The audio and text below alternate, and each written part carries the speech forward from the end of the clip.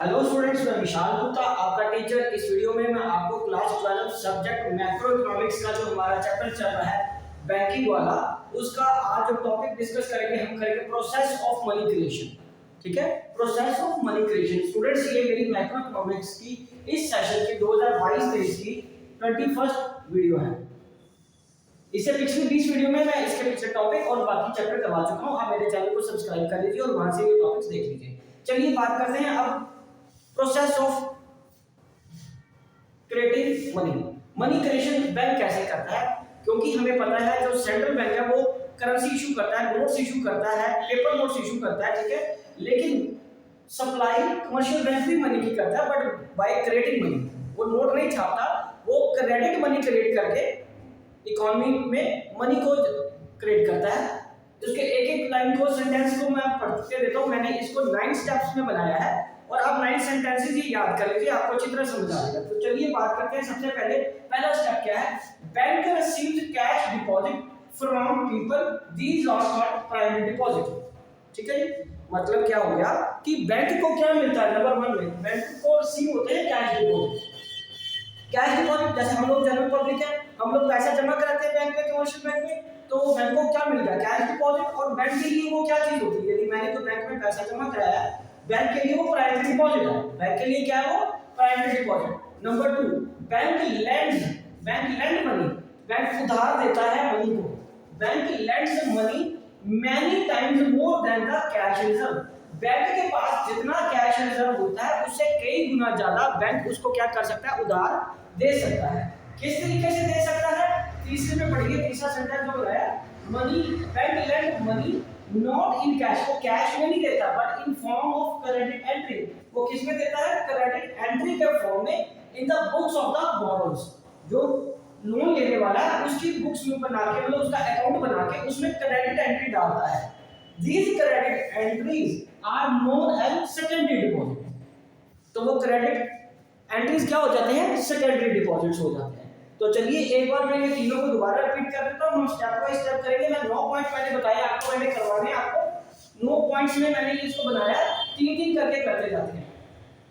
पहले में याद रखिए क्या है? Bank receive cash deposit from people, these are called primary deposits. दूसरा, bank lend money many times more than their cash reserves. तीसरा, bank lent money not in cash but in form of credit entry, in the books of borrowers। वो जो उधार देने वाला person है उसकी books में वो क्रेडिट एंट्री के फॉर्म में करता है। ठीक है, these credit entries are known as secondary deposits। Okay जी, सेकेंडरी डिपॉजिट्स कहलाते हैं। अब हम बात करेंगे आगे 4th पॉइंट की। 4th, 5th और 6th में आपको समझाता हूं मनी क्रिएशन से रिलेटेड है। अगले 4, 5 और 6 नंबर जो पॉइंट है वो लिखिए आप मेरे साथ। ये 3 आप तब तक एक बार दोबारा पढ़ के देखिए, मैं आपको एक एक करके वो भी समझाता हूँ। पहला प्राइमरी डिपॉजिट आ गया, फिर दूसरा सेंटेंस आ गया क्या? बैंक जितना डिपॉजिट आता है उससे ज्यादा वो उधार दे सकते हैं। तीसरा, वो उधार देते हैं क्रेडिट एंट्री के फॉर्म में, कैश के फॉर्म में। और चौथा पॉइंट क्या आएगा इसका? अब चौथा पॉइंट क्या आएगा इसका? The borrowers can issue cheques, the borrowers can issue cheques. ठीक है, against credit entry, against credit या जो लोन लिया होता है उसके अगेंस्ट। ठीक है, इन अकाउंट्स, इन देयर अकाउंट, जो उनके खाते में क्रेडिट होता है उससे वो चेक के द्वारा पैसा निकलवा सकते हैं। These checks circulate in the economy as money, और these checks circulate as money in the economy। ठीक है जी, और उसके बाद 5th पॉइंट क्या है? इस तरीके से क्या बन जाता है? प्राइमरी डिपॉजिट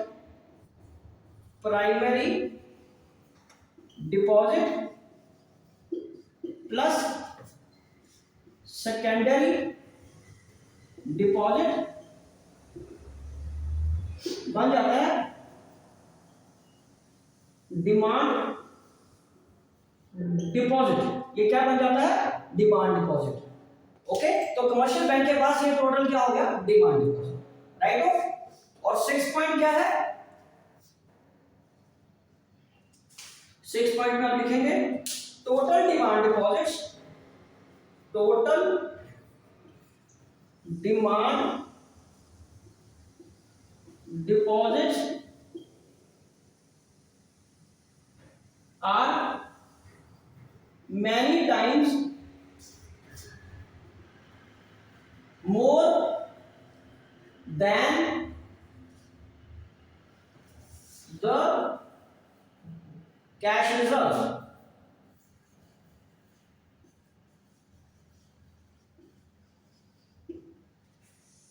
ठीक है जी, ओके। कैश रिजर्व से जितना उनके पास कैश रिजर्व होता है उससे ज्यादा वो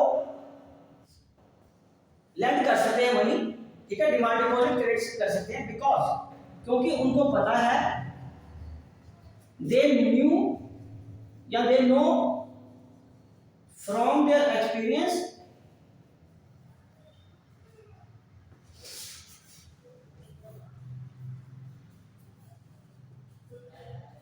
that all primary depositors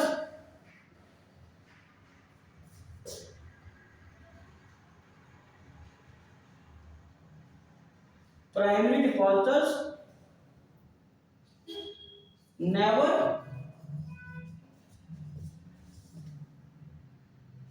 withdraw their cash at a time। मतलब क्या हुआ? अब 4 5 6 आपको सेंटेंस दोबारा अच्छी तरह समझा देता हूं। देखो स्टूडेंट्स, तीसरे के बाद चौथे की बात करें हम, the borrower can issue cheques. जो डिमांड डिपॉजिट या जो क्रेडिट एंट्री के फॉर्म में उनके अकाउंट में पैसा डाल दिया है, वो क्या हो गया? बोरोर्स के लिए बोरो उससे क्या कर सकता है? चेक के थ्रू वहां से पैसा निकलवा सकता है जो कि क्रेडिट या लोन उनके अकाउंट में डाला हुआ है बैंक में, ठीक है। These cheques circulate in the economy, ठीक है, एज मनी। मतलब वो चेक फिर तो देता है, अगर किसी ने बाइक उधार लेना है, मतलब क्रेडिट लेना है, लोन पे लेना है, तो वो चेक लोन उसको एजेंसी वाले को दे देगा जिससे वो बाइक ले रहा है। जिसने गाड़ी लेनी है वो गाड़ी वाली एजेंसी को दे देगा, चेक दे देगा जो लोन लिया हुआ उसने, क्योंकि वो बैंक कभी भी उसको कैश में पैसा नहीं देता, वो क्रेडिट एंट्री उसके अकाउंट में डाल देता है, उसके अकाउंट का लोन अकाउंट बना के उसमें एंट्री डाल देता है।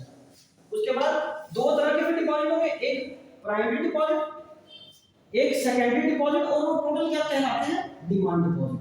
प्राइमरी डिपॉजिट जिन्होंने पैसा जमा कराया होगा, सेकेंडरी जिन्होंने लोन लिया होगा, और दोनों को मिला के क्या बनेगा? वो डिमांड डिपॉजिट, ठीक है जी। और उसके बाद से टोटल डिमांड डिपॉजिट जो होते हैं वो हमेशा मोर होते हैं, मैनी मोर टाइम्स, बहुत ज्यादा होते हैं, ठीक है, जितना कि एक्चुअल में कैश रिजर्व उनके पास होता है। बिकॉज बैंक्स को पता है, बिकॉज बैंक को ये पता होता है कि कभी भी सारे डिपॉजिटर्स एक साथ एक समय में सारा पैसा नहीं निकलवा लेंगे। सपोज किसी ने 100 रुपए जमा कराया, किसी ने 10,000 रुपए जमा कराया, वो सारे पैसे तो उस दिन सारी इकोनॉमी के बंदे सारे पैसे एक ही दिन थोड़ा ना निकाल लेंगे। तो बैंक का एक्सपीरियंस हम मान लीजिए कि 10% पैसा निकालते हैं, लोग जितना डिपॉजिट कराया मान लीजिए उसका 10% ही निकाल रहे हैं, तो बाकी 90% तो फिर भी बैंक के पास पड़ा ना, जो आगे वो लोन के फॉर्म में, सेकेंडरी डिपॉजिट के फॉर्म में उसको इश्यू कर सकता है, ठीक है स्टूडेंट्स। चलिए, ये हो गए 6 पॉइंट। अब इसके अगले जो 3 पॉइंट्स हैं जिससे ये पूरी प्रोसेस कंप्लीट हो जाएगा वो मैं कराता हूं। ये 6 पॉइंट हो गए। उसके बाद हम बात करते हैं नेक्स्ट पॉइंट की। आप एक बार इसको रीड करिए, पूरा आपको ये एक प्रोसेस कहानी के रूप में समझ लग जाएगा कि ये क्या कहना चाह रहा है, ठीक है जी।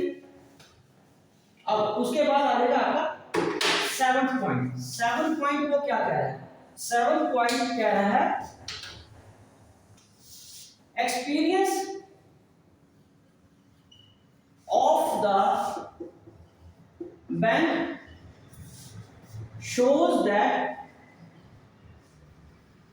of the bank shows that generally up to 10% of demand deposits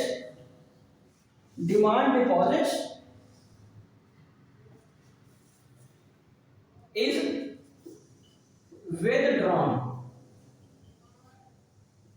by depositors and bank can lend remaining 90%।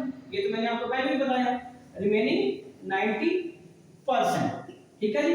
उसके बाद 8 पॉइंट कर रहे हैं,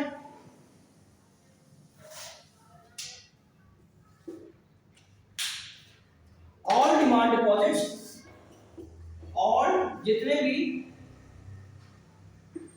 डिमांड डिपॉजिट्स हैं, ठीक है जी, held bye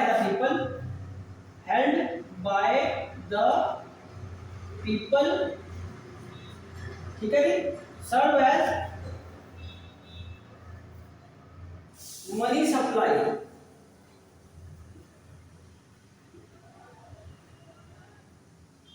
supply, in the economy just as cash. ठीक है जी। और इसका 9 पॉइंट,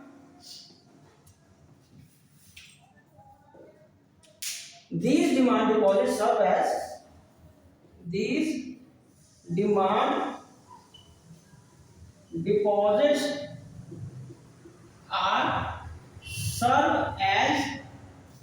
money supply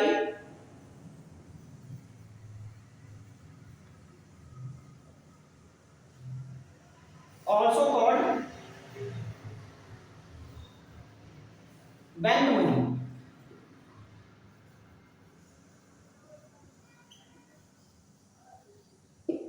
ठीक है जी। ये पॉइंट्स है सारे। ठीक है जी। अब 7 पॉइंट क्या है, एक्सपीरियंस बैंक का जैसे शो करता है कि 10% ही लोग अपना वो डिमांड डिपॉजिट में जितना पैसा है वो 10% ही निकालते हैं, सारे जने सारा पैसा एक साथ सारे कस्टमर जो बैंक है वो एक समय में नहीं निकालते, तो बाकी रिमेनिंग फिर 90% तो दोबारा वो उसको क्या कर सकते हैं, दोबारा बैंक कमर्शियल बैंक के पास पड़ा हुआ है, वो इसको लैंड कर सकते हैं। All demand deposits held by the people serve as money supply in the economy just as cash, or these demand deposits are serve as money supply also called bank money। उसको क्या बोलते हैं, bank money. ठीक है students, तो इसका ये तो थ्योरेटिकल पोर्शन होगा, मैं इसका एक आपको इलस्ट्रेशन लेकर समझाता हूँ। ठीक है, उसको अंडरस्टैंड करिए। सिंपल सी ही इलस्ट्रेशन देता है।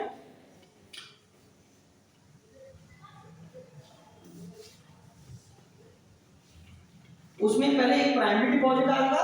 ठीक है जी। एक पहला क्या आएगा, ये एग्जांपल लीजिए, यहाँ पे प्राइमरी डिपॉजिट एग्जांपल में ऑफ मनी क्रिएशन का पहले प्राइमरी डिपॉजिट, पहले क्या आएगा, प्राइमरी डिपॉजिट। प्राइमरी डिपॉजिट कितने का, मान लीजिए ₹1000 का। ठीक है जी। उसमें लेस आपने क्या कर देना, रिजर्व। लेस क्या कर देना आपने, रिजर्व। बैंक एटलीस्ट 10% रखता है, जैसे हमने अभी एग्जांपल लिया, तो उसमें से 100 रुपया रख दिया, तो फिर उसके बाद बैंक के पास कितना पैसा बच गया, बैंक के पास ये जो टू लैंड कह लो, ठीक है, या उसको बोलो, ठीक है, ये 900 रुपया बैंक आपको उधार दे सकता है। ठीक है, और ये लोन हो गया बैंक के पास।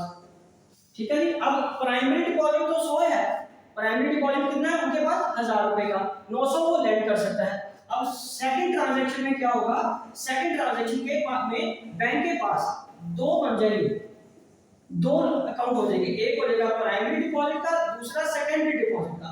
1000 तो ऑलरेडी पड़ा हुआ है, 900 और क्रेडिट हो गया, तो ये कितना बैंक के पास पैसा हो गया, ये by way of credit entry हो गया ना, तो 1900 रुपया होगा। इस 100 का रिजर्व तो रखा हुआ है, इसका भी उन्होंने 10% 90 रुपए रख लिया, बाकी 810 को फिर लैंड कर सकते हैं, बाकी 810 आगे फिर वो लैंड कर सकते हैं। और उसके बाद ये 2 हो गया। उसके बाद तीसरी ट्रांजैक्शन में क्या होगा, तीसरी बार जब इसको रोटेट करेंगे मनी सप्लाई को, प्राइमरी डिपॉजिट आपके पास कितने हैं, 1000 रुपए का, और प्लस सेकेंडरी डिपॉजिट आपके पास एक कितना पड़ा हुआ है, 900 का, और और तीसरा ये फिर लेंड कर दिया उसने, तो सेकेंडरी डिपॉजिट 810 का और हो गया। इन दोनों का रिजर्व तो ये पड़ा हुआ है बैंक के पास, और इसमें से 81 रुपया अब माइनस कर दो 10%, ठीक है जी। तो ये आपको 729 आगे फिर लेंड कर दिया, और ये प्रोसेस कंटिन्यूअसली चलता रहेगा जब तक कि ये सारा 1000 रुपया लिक्विडेट नहीं हो जाता या लेंड नहीं हो जाता। तो 10% रेट है, तो इसका मतलब वो 10 टाइम्स जाएगा, 10 टाइम्स। सो इस एग्जांपल के हिसाब से 10 times money can be created, ठीक है जी, with ₹1000 while keeping 10% cash reserves. 10% cash reserve अगर बैंक अपने पास रखता भी है तो 1000 रुपए का अगर डिपॉजिट है बैंक के पास, तो 10 टाइम्स वो मनी को रोटेट कर सकता है, तो वो मनी कितनी बन जाएगी, 10,000 बन जाएगी। तो आप इसको जोड़ते जाओ, ये आगे और जुड़ता जाएगा और जुड़ता जाएगा और जुड़ता जाएगा, 10 टाइम करते करते ये 10,000 हो जाएगा। सारा आपको 10,000 करके नहीं दिखाना होता, आपको सिर्फ ये 2 या 3 स्टेप्स तक ही दिखाना है, ठीक है जी। आई होप कि आपको ये प्रोसेस ऑफ मनी क्रिएशन अच्छी तरह समझ आ गया होगा। आप एक बार दोबारा इसको पढ़ के देखिए, नोट्स बनाइए और रिवीजन भी यहाँ से कीजिए, ठीक है जी। और बाकी अगले क्वेश्चंस के लिए मेरे चैनल को सब्सक्राइब करना ना भूलें और वीडियोस देखते रहें। ओके जी, डन।